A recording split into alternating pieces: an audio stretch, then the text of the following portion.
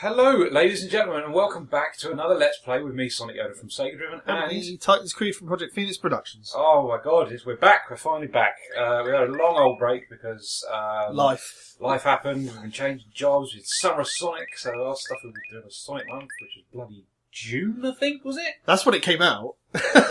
When did we record it? Way before that. Yeah, we did, didn't we? Yeah. Because we had a big weekend of it, didn't we? Yeah. With all the guys. Yeah, bloody hell.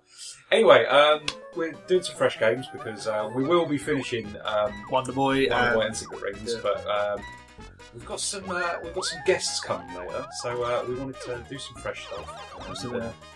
Just reinvigorate ourselves a little bit. So yeah, we're doing Tiny Toon Adventures, Buster's Hidden Treasure, which I love because it's basically Sonic mixed with Mario. It's a very good one as well. Yeah, actually. there's a lot of shit platformers from this era, and this is not one of them. So which is surprising. And I do like the fact that when he lands, it makes the spike cool. But yeah, cool little game this. I've been playing it recently. Almost finished it, so I thought, why the fuck not? Let's play it for the channel. I mean, we did talk about this the other day as well. Like, it was, I haven't played this since I was a kid. It was a pretty cool game. Yeah, it holds up well. It's quite interesting because, like, there's a Tiny Toon game on the SNES which came out at a very similar time. It's very different to this. But it uses all the same soundtrack because it was obviously developed in hand. Yeah. But yeah, because the SNES doesn't really handle like fast games particularly well and lots of sprites. They were like, well, we'll just make a different game, and I think it's a somewhat slower pace sort of. I think this is the game that got me into liking Mario games. Oh yeah, yeah. My first Mario game on the Game Boy was like the first Secret Coins one. Yeah, the second one. Yeah. And this is very similar to that sort of thing with like all the you got the big overworld. Yeah, totally. I get that. Also, if you don't like the Tiny Toons Adventures thing, be prepared to hear it a lot. Because it just gets remixed for every stage most of the time. But yeah, no, this is a cool little game, and again, like, it's Konami who have gone to shit now, but like at their height at least. So many good Konami games back from the console era. I know, tell me about it. God, I mean, like, well, they did Rocket Knight, so absolutely. I mean, I love me some Castlevania. Yeah, I wish I could complete Bloodlines because I'd love to play that on the channel, but it's a fucking difficult game, and I don't know if I can do it. To be honest with you, I'm sure it's doable.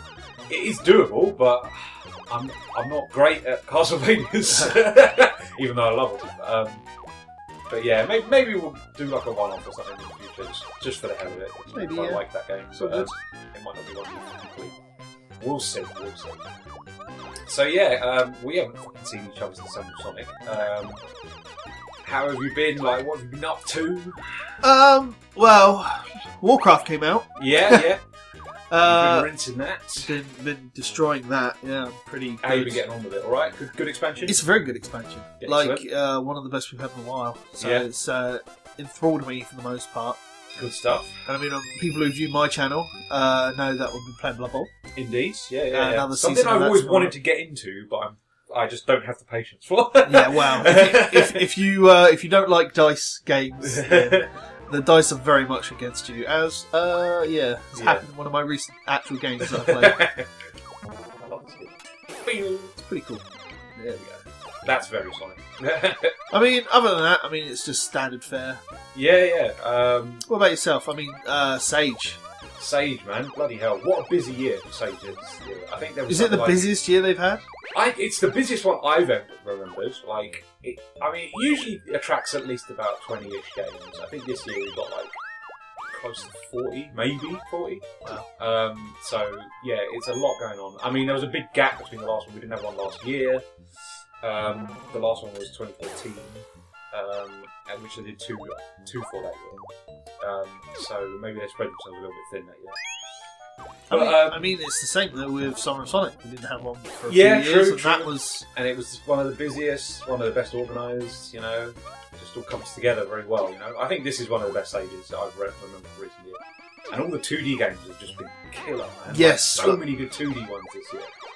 I think the next frontier for like fan gaming is going to be like getting 3D Sonic games working well now. I think like 2D Sonic, they've kind of perfected the style. Yeah, They've got lots of good engines kicking around. They've got that Gmate one, which I've been using, using a lot this year. Sonic Worlds is working really nice now.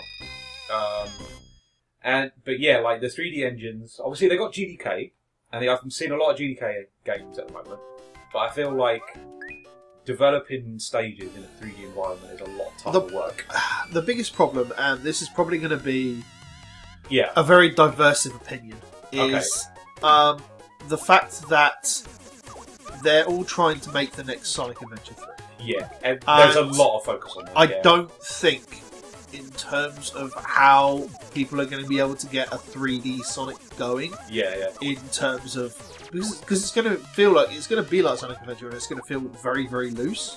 Whereas, I like to think that the best Sonic games are the on-rails ones. Yeah, true. Honestly, I mean, I was saying this morning, actually. Like, there's some good 3D Sonic games out there, don't get me wrong.